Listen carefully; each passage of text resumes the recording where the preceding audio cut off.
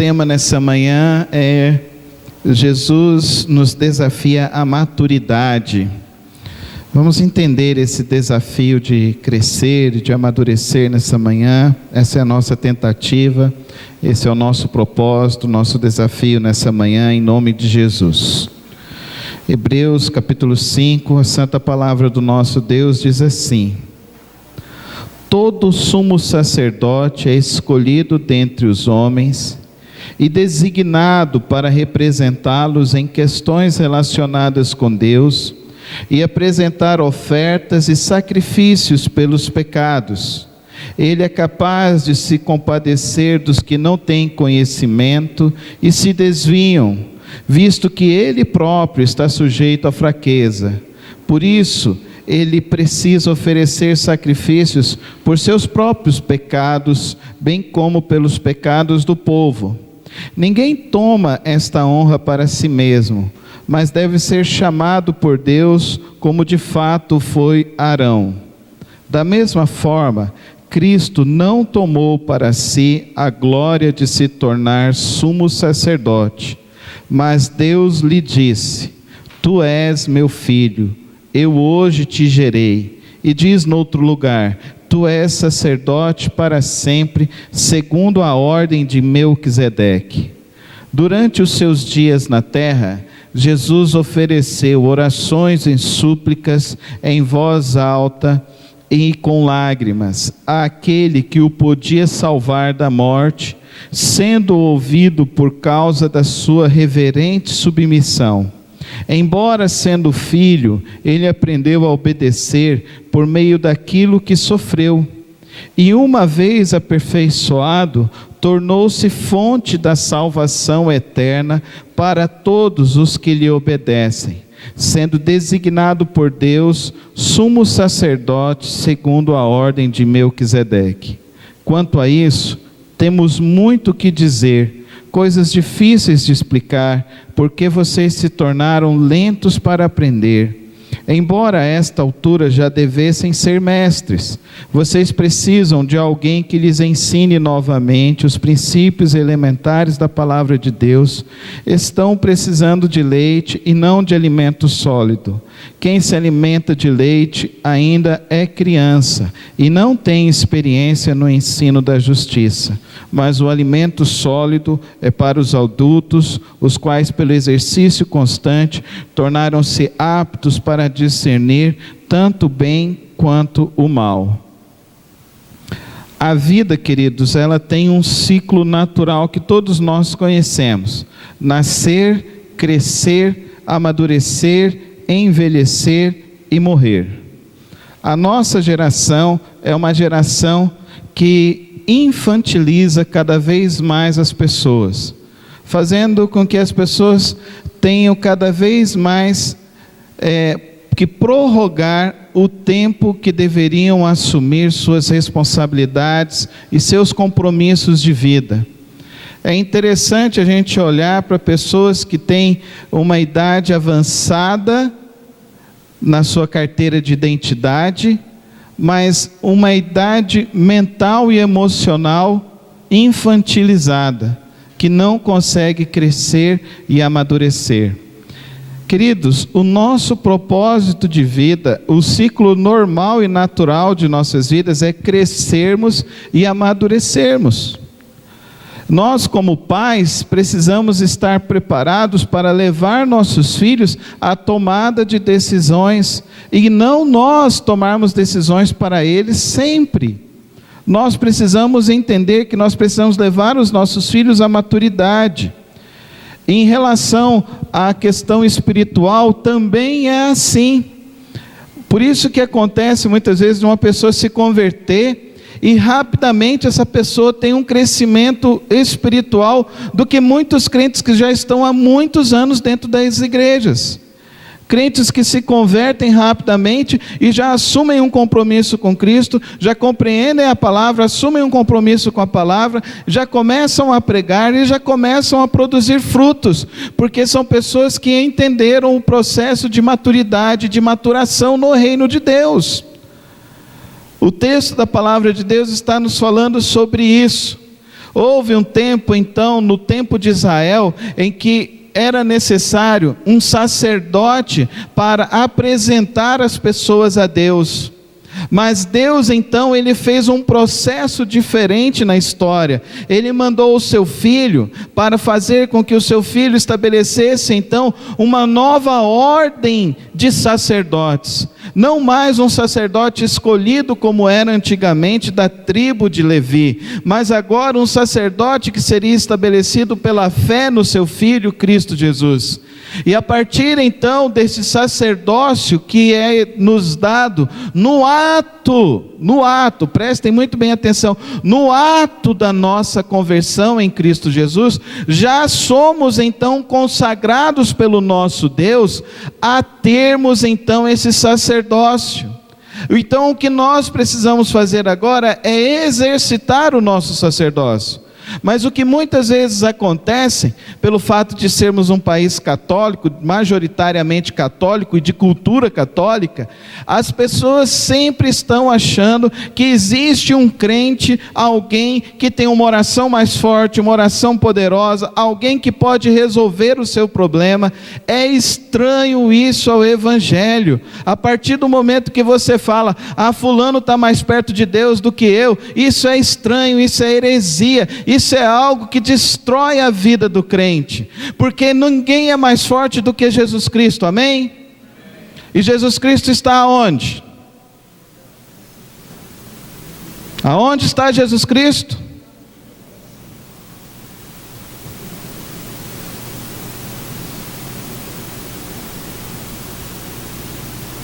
O momento em que você vai procurar alguém que você fala que tem oração forte, você matou Jesus Cristo dentro do seu coração. Você precisa se converter novamente.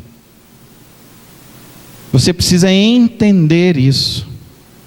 É isso que está sendo dito aqui nesse texto de Hebreus capítulo 5. E que nós não podemos mais viver com esse pressuposto, com essa forma de ver. Nós temos liberdade para entrar no altar de Deus, nós temos liberdade para falar com Deus, nós temos liberdade para levar nossas súplicas e andar com Deus e crescer com o Senhor Jesus Cristo. Isso é uma tomada de decisão. E acima de tudo, obedecer como o Senhor Jesus Cristo nos ensinou a obedecer. Então, o autor está nos revelando aqui nesse texto, que ele está escrevendo esse texto, porque naquela igreja, a gente não sabe quem é o autor, e a gente não sabe qual é a igreja específica. Então, Hebreus dá a ideia de que esse livro foi escrito para todo o povo de Israel que se converteu ao Evangelho de Jesus Cristo. Então, o propósito que parece para nós é que as pessoas estão cada vez mais judaizando-se. E é isso que tem acontecido muito em nossos dias. Porque pessoas se levantam para quererem ser maiores do que os outros, ao invés de querer serem servos de Cristo. O nosso desafio é produzir servos de Cristo. Homens e mulheres que cresçam, amadureçam e andam com o Senhor Jesus Cristo. Então o autor está escrevendo para essas pessoas que pararam na sua vida cristã. Então, um princípio fundamental: Jesus Cristo é a fonte de salvação para todos que aprendem a obedecer à vontade de Deus. E o desafio do cristianismo é nos levar ao amadurecimento de nossa fé. No cristianismo não existe esse chavão assim, eu nasci assim, eu sou assim e vou morrer assim. Não existe síndrome de Gabriela no cristianismo. No cristianismo existem pessoas que vão sendo tratadas, modificadas, reestruturadas, organizadas emocionalmente, estruturalmente dentro das suas mentes, através da figura de Cristo Jesus e principalmente pelo poder do Espírito Santo de Deus. Através do quê? Do estudo contínuo, constante, profundo da palavra de Deus. Então, pelo amor de Deus e nosso Senhor Jesus Cristo, decreta hoje a morte disso. Eu sou assim, nasci assim, vou morrer assim. Não. Nós somos a expectativa de Deus. Lembra que eu te falei isso aqui na abertura? Nós somos uma expectativa de Deus, uma expectativa muito boa de Deus. E o que nós somos, nós podemos ser muito mais do que nós podemos imaginar. Muito mais. Vocês viram aquela propaganda nova? Não sei se era de carro ou se era de moto. O cara está lá, está vendo um golfinho e de repente ele fala com o golfinho. Vocês lembram aquela propaganda? E o cara fala assim: eu desenvolvi. Você está falando comigo? O golfinho pergunta, né? O golfinho deve ter vindo lá do México, né? Fala com a voz meio espanholizada, né? E ele fala assim: eu consegui desenvolver a minha mente mais, e por isso eu consigo me comunicar com você. É isso que acontece na conversão, sabia? A gente desenvolve uma mente. A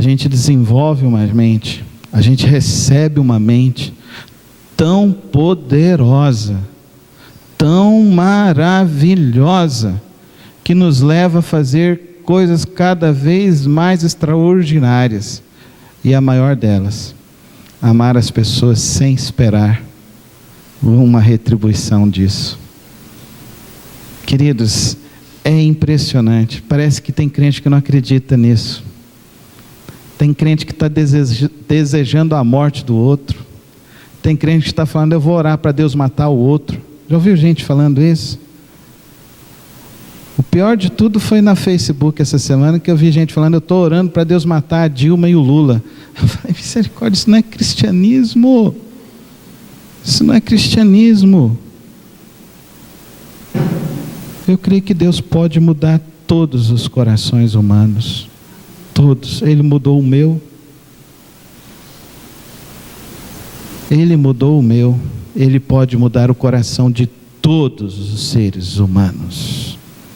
Ele é capaz disso. Ele é poderoso para isso.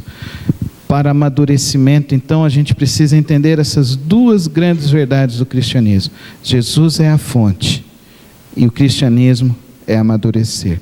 Então, 4 verdades para a gente aprofundar esse texto. O primeiro deles: Jesus teve um mandato divino. Todo sumo sacerdote é escolhido dentre os homens e designado para representá-los em questões relacionadas com Deus e apresentar ofertas e sacrifícios pelos pecados. Jesus aniquilou essa questão. Por isso que nós agora não oferecemos mais animais, porque Jesus se ofereceu na cruz do Calvário e derramou o sangue precioso dele. Amém? Por isso que agora você não precisa trazer uma oferta, uma confissão para o pastor. Você entendeu? Não precisa disso. Porque Cristo, Jesus Cristo, hoje eu estava na classe do Batista, estava falando, a gente precisa aprender lá Mateus 28, 20. E estarei convosco todos os dias. Então, pelo amor de Deus, fala assim comigo: eu nunca mais vou orar. Vai comigo, todo mundo. Eu nunca mais vou orar. Dizendo assim: continuando na tua presença, Senhor. Porque a hora que você fala continuando na tua presença, quer dizer que um dia você acreditou que você podia estar fora da presença de Deus. Para mim e para você isso é impossível. Isso é impossível.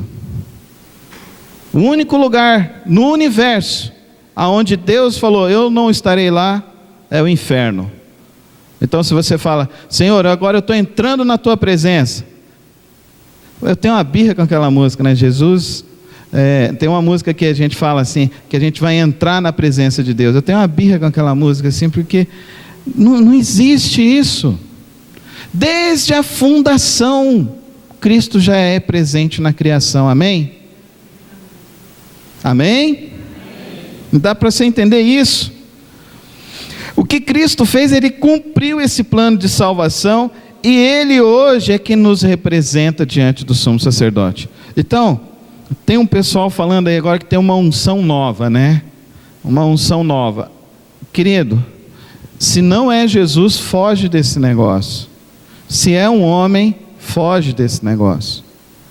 E tem gente falando que essa unção nova é a unção para ser mais do que vencedor. Então todos que vão estar na unção dele vão ser mais do que vencedores. Querido, eu quero estar longe desse negócio, porque eu estou em Jesus. E você está onde? Nós temos que estar em Jesus. Em Jesus. Deus está me falando aqui, ó, estão ouvindo? Gente, por favor, não é assim. Está aqui, está revelado, está claro. Então, você precisa entender, Jesus cumpriu, amém? Você pode falar comigo? Jesus cumpriu. Ele cumpriu o mandato divino. Ele cumpriu o que era necessário para a minha salvação e para a sua salvação. Ele cumpriu uma vez e definitivamente. Não há mais necessidade disso, não há mais necessidade. Agora, Jesus não somente cumpriu. Jesus ele teve, Jesus cumpriu, eu adiantei, né? Olha, vai sendo um atrás do outro aqui. Embora sendo filho, eu acho maravilhoso esse texto. Vamos falar junto, só o versículo 8. Embora sendo filho, ele aprendeu a obedecer por meio daquilo que... Não, vocês leram errado aí. Ele aprendeu. É possível alguém que é eterno aprender alguma coisa? Agora, tem algo que foi necessário aprender: o sofrimento. Por isso que lá em Apocalipse, Deus fala que lá no céu não vai mais haver sofrimento, porque Ele entendeu o que nós passamos. Agora, essa questão que Jesus aprendeu foi para se posicionar em substituição a mim e a você, porque o nosso sofrimento seria ainda maior se não fosse Jesus Cristo. Um dia um cara estava me falando assim: a gente já vive no inferno. Eu falei para ele: cara, você não entende nada de inferno. Você quer conhecer o inferno? Eu vou te mostrar o inferno. Eu vou te levar para visitar 3 lugares. Você quer ir lá comigo? Aonde você vai me levar? Vamos lá na CPP para você conhecer. O que é só o cheiro do inferno? Porque lá não é o inferno, é só o cheirinho. Sabe quando você está andando na rua assim, você está andando na estrada, né? Aí você sente aquele cheiro de carniça que passa assim, tem algum animal morto assim, né? Aquilo ali é só o cheirinho.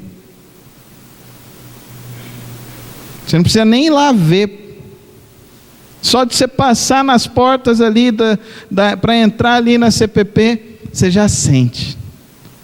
Já sente o clima, a opressão, o ar, você respira mais fundo.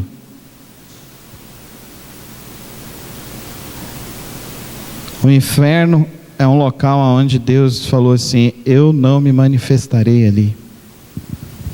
E Jesus Cristo veio para morrer o nosso pecado, em substituição ao nosso pecado, para nos levar a Deus. Para que isso? Por que Ele fez isso? Por amor. Por amor. Ele morreu por amor. A salvação é gratuita, é em Cristo Jesus. Nós precisamos entender isso. Tem gente que ainda quer se aproximar de Deus e quer comprar Deus de alguma forma, quer comprar a salvação de alguma forma, quer comprar uma bênção de alguma forma. Decreta aí essa morte aí na sua vida hoje. Jesus cumpriu, Ele está à destra do Pai em nossa direção. O Evangelho então, queridos, nos desafia a viver como Ele viveu. Versículo 11, só as irmãs leiam.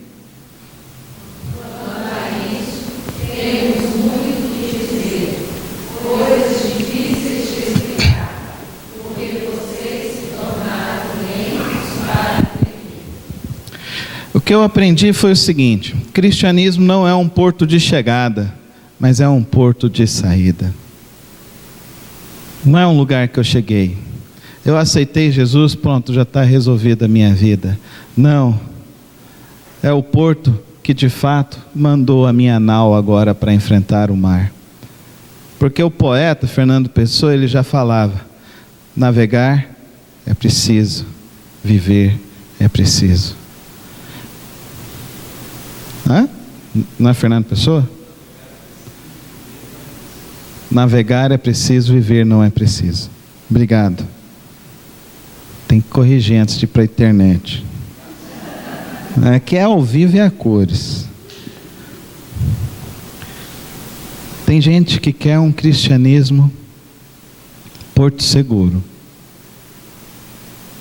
Aí as coisas começam a dar errado na vida, e aí as pessoas começam a falar: mas o evangelho não era esse negócio que resolvia tudo?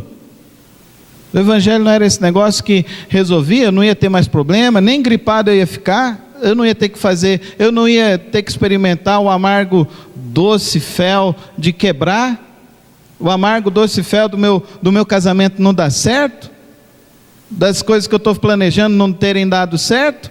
Onde que está o erro? Aí algumas igrejas malditas religiosas falam: eu errei em você, irmão, que pecou. Não, mas eu fiz tudo certo, eu cumpri tudo, mas você não cumpriu tudo que deveria ter sido feito. Aí vem, né, aquele pastor sagaz assim, ele fala assim, aquele lobo, né? Você não ia na igreja, né? Você não dava o dízimo, né? Você não ia na vigília quando o pastor assumia, né? Então trabalha pelo caminho da culpa. Trabalha pelo caminho de que se você não fizer uma coisa, as coisas vão dar erradas. Sabe o que é isso? Animismo. Não é cristianismo. São os índios que são assim. Se eles não fizerem as oferendas nos dias certos, nas horas certas, as coisas vão dar errada. Isso é hinduísmo. Animismo vem do hinduísmo. O hinduísmo vem do animismo. Isso é religião afro. Você tem que apaziguar a ira dos deuses. Você vai na T63, tem eu sempre olho aqui lá e falo, será? É engraçado, né? Porque lá faz assim, faz trabalho para desatar nó e faz trabalho para atar nó. Aí eu fico, ela desata, ela ata, que negócio esquisito, não dá para saber direito o que é. Se o cristianismo então, se Jesus nos convidou a entrarmos com Ele, andarmos e navegarmos a nossa vida com Ele, então o que Ele deseja de nós? Eu lembro da minha experiência, a primeira vez que eu fui numa jangada. Primeira vez que eu subi numa jangada, foi lá em Porto Seguro. E eu fiquei morrendo de medo. Na segunda vez que eu fui em Fortaleza. E o cara ele entrou muito. A gente viu ondas muito altas. Já na segunda vez eu já não estava com medo. E aí, de lá para cá, eu sempre tenho ido. Aí a gente estava viajando, aí a Soraya não quis ir, as meninas queriam ir, então vamos. E as nossas filhas foram. Aí foram lá, foi uma delícia, aquele passeio gostoso no meio da jangada. Porque na grande verdade, queridos, a vida é uma grande experimentação.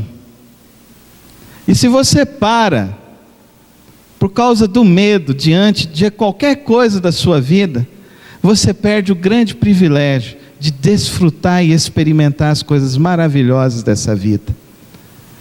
Jesus não. Jesus, ele experimentou de tudo. Ele andou com todo mundo. Ele foi em todo lugar que ele pôde ir. Ele encarou todo mundo que pôde encarar. Porque ele não desistiu de viver. Porque para Jesus a vida era uma grande dádiva. E para mim e para você a vida tem que ser uma grande dádiva dada por Deus, para a gente viver e experimentar uma coisa maravilhosa, que significa amadurecimento. Amadurecer não é endurecimento, não é. Amadurecer significa estar pronto para a vida. Já viu mangueira? Você vê a manga verde, você fala, aquela lá não está boa, né? A não ser que você goste da manga meio de vez, né? Como a gente fala aqui no goianês. Mas quando você vê aquela manga vermelhinha, rosadinha, você fala, aquela lá está madura. Porque ela está no ponto. E às vezes a gente confunde amadurecimento com endurecimento. E amadurecimento é estar nesse ponto de Deus. Qual é o ponto de Deus? Esse ponto de aprender a amar, esse ponto de buscar o Senhor, esse ponto de não andar mais ansioso, esse ponto de ser bondoso, esse ponto de ser manso diante das situações da vida, esse ponto de deixar o Espírito Santo controlar a tua vida e fazer com que as coisas velhas fiquem no passado e você prosseguir no alvo que é teu Cristo Jesus. Nesse ponto de vida que você olha para as tempestades e fala: vai passar, o Senhor vai levantar a mão e a tempestade vai passar, amém? É para esse ponto que Deus está nos chamando, é para esse ponto que nós precisamos ir. Se você para no meio do processo, quem está perdendo é você. Se você para naquele negócio, já viu o menino birrado, né? A Paulinha está na fase das birras, né? Ainda bem que ela subiu, né? Assim, não fala meu nome lá na frente, pá. Aí ela está naquele ponto das birras. Eu cheguei um dia desse e eu falei assim: filha, só você perde com a birra. Como é que você está diante da sua vida? Você está embirrado com Deus? Tem gente que está embirrado com Deus, está embirrado com o outro, está embirrado com o próximo. Cara, gasta o teu tempo amando, gasta o teu tempo vivendo, gasta o teu tempo navegando a tua vida nos rios de Deus, no rio que são maravilhosos do nosso Senhor Jesus Cristo. Por quê? Porque o Evangelho é libertário. O Evangelho é essa liberdade. Os homens, leiam o versículo 14.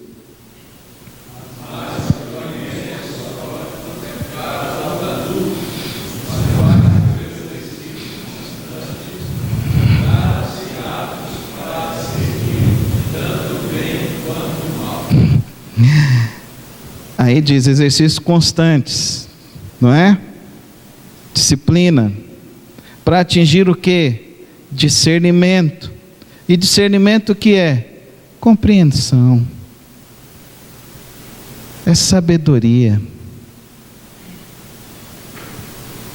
Hoje eu já não preciso falar para as meninas: não coloca o dedo na tomada. Hoje eu já não falo mais para elas que elas precisam comer. Para atravessar a rua agora elas já olham, porque elas estão amadurecendo. Daqui uns dias elas vão sair de casa. Ontem foi o casamento da Marinelli. A Marinelli chegou aqui na igreja, ela tinha 14 anos, vindo de Jussara.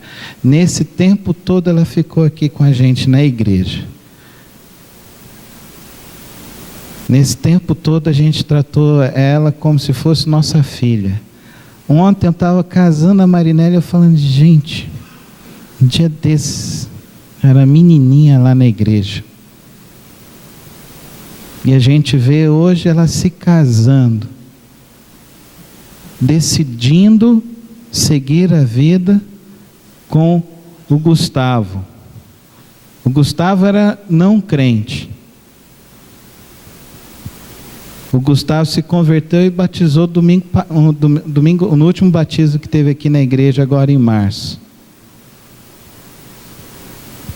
Aí, uma família que era extremamente católica, que não ia aceitar o casamento que não fosse realizado pelo padre. E ontem eu estava lá, porque ela orou e Deus abençoou, e estava ali abençoando. E sexta-feira caiu uma chuva, ela me ligou: pastor, ora para não chover amanhã. Eu falei: minha filha, o importante é casar. Aí ela falou: mas não vai chover, pastor. Eu falei: não vai. Deu um vento lá, eu vi umas gotas assim, eu falei: meu Deus, precisa acabar com esse negócio aqui agora. Então eu declaro em nome do Pai, do Filho e do Espírito Santo: estão casados agora, pode beijar sua esposa, deixa eu vir cá assim daqui. Pois traz, rapidão. O importante é casar. Estão casados, receberam a bênção, estão aí viajando agora para a glória do Senhor Jesus. Mas tem gente que para a sua vida, estaciona a sua vida. Tem gente que embirra, fica emburrado. Coloca a sua vida no rio de Deus, para você discernir o bem do mal, da vida e da não vida. E decida sempre viver pela vida. Jesus veio para isso.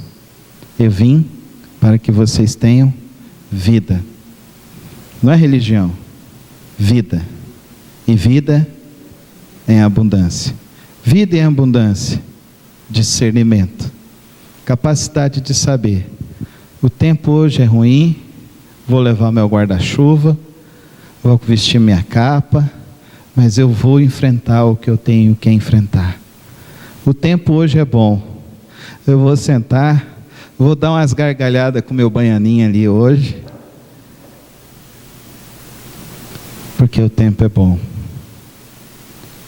É para isso que Jesus nos chamou, é para isso que Ele veio. Não foi para criar um conto de fantasias para nós, um mundo irreal, uma realidade que não existe. Ele não nos chamou para sermos supersticiosos, Ele não nos chamou para querermos ficarmos reivindicando. Um dia desse eu vi um pregador falando: sabe por que Deus te deu pé? Para você pisar em Satanás. Eu falei: meu pé não, meu pé é para andar, é para ir pescar com Osmane, é para sentar ali, tomar um café com Haroldo, é ir lá na casa do Augusto, brincar lá com ele, é para ir lá no Pão e Vida e servir, é para ir lá no Projeto Amar e ajudar, é ir lá no hospital, é dar um abraço querido naquele que está ali no interno. Ele me deu pé para viver, Ele te deu pé para viver, Ele te deu vida para você viver, e viver bem, para fazer com que o somatório dos meus anos e a somatória dos seus anos não nos se endureça com rancores, com ódios, por causa das tempestades que você passou, mas para você viver, terminando a jornada, falando como Ele falou: perdoa, Senhor. Eles ainda não entenderam, mas orando: misericórdia, Senhor, para que um dia entendam. Esse é o meu convite. Isso para mim é que é o Evangelho, nada mais além disso. Conquistar um dia de cada vez, entender que o mal do dia não vai passar para o outro dia, porque amanhã a misericórdia dele vai se renovar. Entender que eu posso chorar a noite inteira, que eu lavo a minha alma, lavo o meu coração, e Ele fica ali do meu lado falando: calma, filho, calma, filha, eu sou contigo, não te abandono e jamais te abandonarei. Calma, olha para mim, que eu estou me levantando, eu estou estendendo a minha mão, e a tempestade vai cessar na tua vida. Isso é Evangelho. Crê no Senhor Jesus e ser salvo para a glória dEle. Você confia nele assim? Feche os teus olhos aí e fala assim: Senhor, que eu aprenda a confiar em Ti, a descansar em Ti, a amadurecer e entender do meu mandato, do meu chamado, entender da Tua presença e compreender que esse Evangelho me libertou para que eu seja voz do Senhor para libertar outras vidas. Eu peço agora, ó Pai, que o Senhor capacite a vida de cada um dos meus queridos e das minhas queridas, para que quando sairmos daqui, ó Pai, dessa nossa reunião, o Senhor nos use de uma maneira grandiosa e poderosa para amar, para falar do Teu Evangelho com graça, força e poder, em nome de Jesus. Amém. Amém. Deixa eu falar com vocês aqui agora. Estamos iniciando o mês da família, dia 1º de maio agora. Então você tem um convitinho no seu informativo, está explicando como vai funcionar o mês da família. Eu não sei onde foi parar meu informativo. Nós vamos abrir a igreja todos os dias em maio, às 7h30, para orarmos. Você tem um guia devocional para você ou para a família. Se você é casado, leve para você ler com a sua esposa, com seus filhos, tá certo? Leve para você ler. O Serginho está lá na porta para você pegar, um por família ou um para cada um dos irmãos que estão aqui. Nós vamos ler. Nós vamos ter todas as quartas-feiras clamor pelas famílias. Começa agora, nessa quarta-feira, clamor pelas famílias. Eu quero que você já pegue exercite a sua fé e coloque ali 10 pedidos que você deseja, 10 coisas que você queira ver acontecer agora no mês de maio, e coloque lá dentro do nossa urnazinha ali na entrada, para você pegar, não na azul, naquela de acrílico ali. Não precisa dobrar, só coloca os seus 10 alvos para aquilo que você deseja ver. Nós vamos estar orando aqui todos os dias, a partir agora do dia 1º, nós vamos estar orando e clamando, e quartas-feiras, todas as quartas-feiras, faça o compromisso de nas quartas-feiras vir fazer o clamor pela sua família, pela sua casa, pelo nosso país. Nós vamos fazer isso todas as quartas-feiras. No domingo à noite, às 18h30, sempre mensagens voltadas para as famílias. Então, vamos vir trazer os nossos familiares para todos os domingos à noite, agora no mês de maio.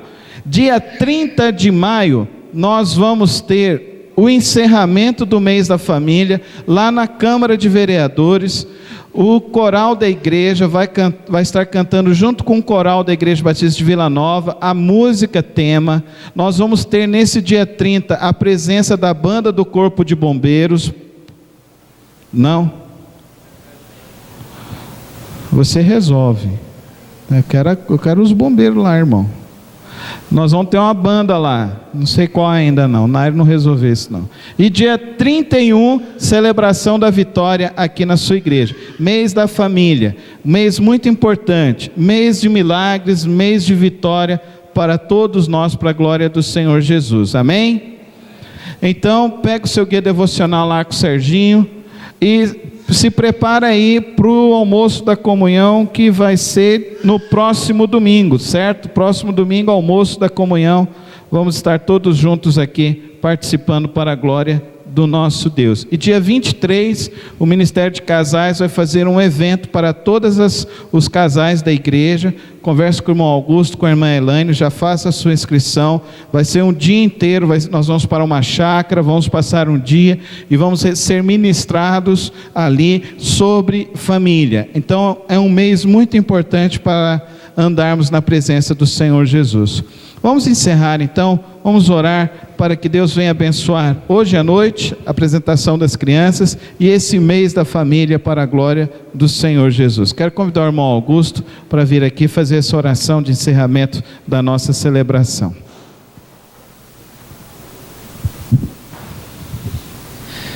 Santo Deus e Pai, nós te louvamos, Senhor, muito gratos por esses momentos que estivemos juntos aqui, buscando o Senhor, adorando ao Senhor, ó Deus, e ouvindo coisas maravilhosas do que o Senhor tem feito. Pai, nós te agradecemos porque nossas vidas foram alcançadas e o Senhor nos resgatou de um lamaçal de pecado, ó Pai, para vivermos na luz. Pedimos por esse dia, Senhor, pelas atividades da Tua igreja. Rogamos pelas crianças que vão apresentar a cantata hoje, que aquelas músicas, que tudo que for feito na apresentação seja útil para a Tua glória, para o Teu louvor, ó Deus, e alcance os corações daqueles que estiverem aqui. Pai, abençoa as nossas crianças, que elas tenham sempre o desejo de servir ao Senhor em todo o tempo, ó Pai. Nós rogamos por tudo que formos fazer ainda nesse dia, e pedimos pela nossa liderança da igreja, Senhor, sobretudo nesse mês de maio, que nós vamos estar celebrando o mês da família, que nós como famílias possamos estar mais apegados ao Senhor, vivendo os princípios da Tua palavra, os valores que o Senhor mesmo nos deixou, e assim testemunhemos para o mundo de como é bom viver com Cristo. É assim que nós oramos e agradecemos em nome de Jesus. Amém, ó Deus.